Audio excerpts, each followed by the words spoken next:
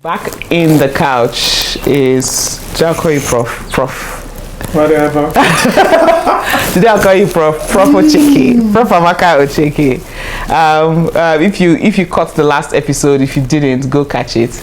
We started to talk about women's health and some of the foundational things which are important and we should never take for granted about our health. We are back today to continue the subject because, first of all, women, people say we are complex. We are not complex. We are marvelously mysterious. And there's many things about ourselves that even we are still discovering. So, somebody said that how can you understand somebody that they created when you were sleeping?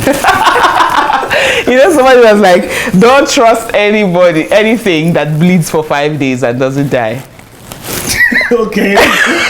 Like the thing bleeds for 5 days but is not dead, which sort of ties us into the conversation that we're having today, because I wanted to talk about menstrual cycles. Oh, the blood. Everybody has a name for it. Bloody Mary or welcome visitor. There are a couple of names, and I'll allow people to suggest their names in the comment section if they feel like it as they watch this video. But people have all sorts of names for it. And I remember when I was in secondary school, it used to be something of a taboo subject. It was so weird to me. Are you serious? It was weird. Like, we used to hide it from the boys. Okay, you went to a mixed school. I went to a federal government college just. It used to be, we used to hide. And then if you even mistakenly tied sweater on your waist, it will start one whole speculation about what's going on in your life. I went to a girls' school. Yes. And those of us who didn't start menstruating early, it was stigma. They made it hell for us. So the girls who were menstruating used to show off. Oh my God, adulthood. One person is menstruating, they want to go and change pad. They're like, okay, we want to go and change pad. All of them. So it's not like a class break. Follow them. Go and change pad. Then they'll turn to us, the rest of us. You small girls, we are going to do what when girls it's do. time. Then they go and change. They come back. Then they will. Oh my word! Like, what's all this? Yeah, we had completely different experiences. Yeah. Mine was an all girls. We were so. And then if you mistakenly stained yourself, it was like the world ended. You just this slightly sneakery conversation. There are mature people who would handle it differently. Sometimes you get help from the boys in your class. They'll be the ones that will tell you that you should sit down. They'll figure out a way to maybe distract their peers or whatever else. But it used to be like halfway is hiding conversation, halfway people were sneaking around and all of that. And you mentioned something right now that sets us off in a very good place to start. What's the starting age? Because these days I'm hearing 8 and I'm terrified. Because if I was 8 years old, excuse me, and I suddenly started to do all this menstruation paraphernalia, I would be so stressed. Like, I'm a full-grown adult, and there's a part of me that still approaches it with a little bit of, oh Lord, yes. Well, menstrual people begin to menstruate. In medical terms, we call it menarche, with your first menstruation. On the average, 11, 13. Yes, that's what I thought. But now the age is coming down. Yeah. What's the word? It eludes me now. But the wealthier societies are, okay, the higher the standard of our standard of living improves. Oh really? So that's a good thing. Menstruation drops. So is that we are having females that are healthier through their childhood towards adolescent development. Yes. That's why the age is dropping. If you find out from some of our mothers, they started menstruating at later ages. They menstruated at 15. Yes. 16, but our standard of living improves. Oh nice. I didn't connect it like that. People menstruate at younger ages. And then for girls too who attain a certain weight early in life, they are more likely to menstruate earlier. So when you see all these girls that are very plumpy, they are more likely to start menstruating earlier than their peers, than the lepers. No, it's nice to know that it is connected to something that is healthy and progressive, and not because when I still hearing that girls were menstruating younger and younger, my own was just full-blown panic on their behalf. I'm like, oh gosh, this is the rest of your life. Why start so early? But also, if they menstruate too early, it's also a problem for us. Oh, okay. So if they are menstruating less than 8 years, 8 years below, we're worried, and we will take it as a health condition that needs to be addressed and treated. Because because what it will do for you, some of the things that may arise from it is that that child, apart from the psychological issues, yes, 7 years, 8 years, 5 years is not the time you want to be changing pad. Even those who are in level 13, they song and dance around it. Have some challenges. Yes. So the other things that would happen to that child, apart from the psychological issues, is that the child will not achieve their maximum growth potential. They're going to be short because bone age is going to, stuff like that. So we don't want that. So too early is not great. And then aside from all those bone age things, many of them also exposed to sexual abuse. You Very see early. Yes, she's formed early. Yes, there's breast. But she's still a child. She's still a child, and then yes. But some men don't understand that one. Oh my God, that's a whole. Yeah. We need a whole episode for that conversation about society and the young girls developing early. Okay, but if a girl starts to menstruate at say 8, are there things that we can do, given that we now know that they may have like? We don't want them to menstruate at 8. Okay. We want that. Yes, but if 8, what should we do? Go to hospital first. Let's be sure that there's nothing wrong. Okay. So when you go to hospital, they're going to ask a lot of questions. They are going to do some tests and all that, and then would advise accordingly depending on what you find. So not just menstruation. If they are menstruating, if they have other things that show sexual secondary characteristics, that they are having pubic hair, they are having axillary hair, that's hair in their armpits, very early. You should get them to see a doctor and to be sure that there's nothing wrong. Sometimes you look and you won't find anything. Yes, but it's safer to do. Yeah, so and I'm learning that health-seeking behavior is the better way to go, because usually if we would only check if we consider the person late. We will not check if the person is early. And it's important to do a little bit of both. The other thing that was interesting to me was I started paying more attention. It's not as if I didn't know this one, but I say paying more attention to like cycles and such, is that you have hormones playing different roles through the month, and that there's a whole drama right now around tracking apps. Honestly, another conversation that we will not be having right now, but do find a way to track. I find that it's helpful. Whether you want to use an app or you don't want to use an app, it's up to you. There's calendars still. They'll figure out a way to track it, but tracking helps so that you can keep sights on things. But then when I had to do some tests, I found out that you couldn't take some samples at specific times of the month. Do you know how new that information was to me? I was like, why? Because so what the menstrual cycle basically is doing is like preparing for reproduction. Let me put it like that. So what the body is doing is like preparing to receive a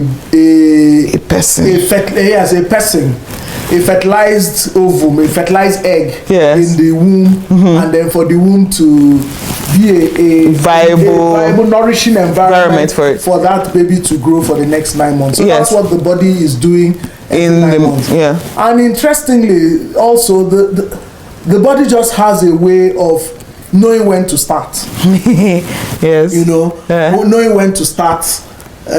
Beginning when you menstruate for the first time. Yes. Because another interesting fact, probably you don't know, is that every woman is born with her complete set of eggs and breasts. Yes, I found that out. Okay. So I suddenly see everything how the months now they're feeling. So it was not like one more. And then I found that it's not even only one sometimes. So I'm like, who is counting how many eggs we're losing everybody? It's not even fair. This is not like a scenario that you can control. So for instance, I've done IVF before. So there was not a case of, so you were just stimulating my reserve and just everything you're doing legal things. Calm down. I'm like, if I'm just using them anyhow, should we just say have limits? Yeah. Wow. So every girl is born with a complete set of eggs. Yes. Which is a lot at birth. But before you get to the age of menarche, when you start menstruating, a lot of them have been lost, destroyed, and all. So you start the journey with about 400. I don't understand. That's when you start menstruating, you have like 400 Till you die. that are there. And then you keep releasing at least one every month. When you're not pregnant, when you're pregnant, it will stop until after the pregnancy. Then when everything finishes. Yeah. So this is wait. You know, this is the first time this thing is like really. When everything finishes, that's. I didn't know that you arrived at menarche with that little in number. Yeah. And then you have maybe like, so that is why, okay, now I'm beginning to see the sense where there's a sense, like there's a time clock on reproduction. Yes. Oh, so gotcha. once the eggs are done, you are done. Your production is. So are we supposed to be checking our egg reserves? No, now, because we have to have practical ways to solve this problem. Yes, if people have fertility challenges. Yes. Part of what they are checking is the reserve to know what is left and all that, so that you can plan accordingly. So every month, when you start menstruating, the hormones kicking, and as I had said in the other previous episode, that the headquarters for reproductive function is the brain. Yes. So it's the brain that says it's time to go. You know, so it sends messages to the ovary, and the ovary releases. The brain releases its own hormones. Yes. And then sends to the ovary to say time to go, and then they release their own hormones. So they release. The brain will release follicular stimulating hormone, luteinizing hormone that will work on the ovaries to begin to produce. So it's working on those hormones are working on the ovaries to release the egg. And then also working on the uterus to prepare the environment. Yes, to prepare the environment. So the uterus is building up. Yeah, it's building up, getting juice, and the ovary too is building up. So the ovary builds up. Time to release at least one egg. One of the ovaries will release one. Is that releasing that is not stressing me out because of this? Based on egg how the hormones, because the hormones they are coming up, and then they have a spike, and the body knows that it's time for this to be. Because as the hormones are building up, the eggs too, the follicles for the eggs are also building. So it's like a sequence, but there's some simultaneous actions. So these are some of the things that when people say there's no God. This is the part that I used to wonder. Yes, because the organization is too organized. Too organized and very, very tight. Tight organization. Yeah, I've watched this one. If anything goes wrong, everything just scatters. Yeah. So once it's time, the eggs are released, and then they are waiting for fertilization. If fertilization doesn't occur, then the egg, let me put it like that, shrivels and then it disintegrates along with the uterine wall and all the things that surrounded it for the while. It's almost like a closing ceremony. The uterus now starts winding down because it waits and nothing happens. Then after a while it will wind down. Yes. And then the blood supply is retracted, and then the blood comes out. So people say that menstruation is like the tears of a disappointed uterus. Hey, we should disappointed. Yes, tears of a disappointed uterus. Because it feels like a lot of work. Yes, because I've had the privilege. So when you menstruate, so people say the blood is black, the blood is yellow. I was going to go there. It really doesn't matter, because all that comes out when you menstruate is not just blood. And the lining of the uterus is also part of it. So you have blood, you have tissue. So a lot of things are coming out. So I actually find this lining of the uterus thing very, very fascinating. So it's especially in relation to color, right? Because that's the next question I was going to ask you. Because sometimes it's very light pink. Then sometimes it's not red. It's red, bright red. Then sometimes it's a darker red. It doesn't matter. We really don't care. Oh, really? What I just said that you are menstruating. So the issue is that if you are not menstruating, then that's when you should worry. That would be an issue. That could be an issue. Yes, that would be an issue if you are not menstruating. But whether the color is okay, and the more people are conscious or worried about something, the more you create. Yeah, so because there was one time I was like, doesn't this look like grey? And the more they find colors in the menstrual loss, but it really doesn't matter. The important thing is that there's something that came out that looks somehow red. We're good. Oh wow. Okay, so what about volume? usually because volume is a in thing. a menstrual cycle, on the average, for those who have measured and done tests, is about 80 mils that you use. Doesn't feel like 80 mils. It's about 80 mils of but if it's more than that, Yes. and that would show by you're using more pad than you used to use before, or heavy clotting. and then yes, you have clots, and you shouldn't really have clots. So when you see clots, yeah, you shouldn't have clots. Oh Lord.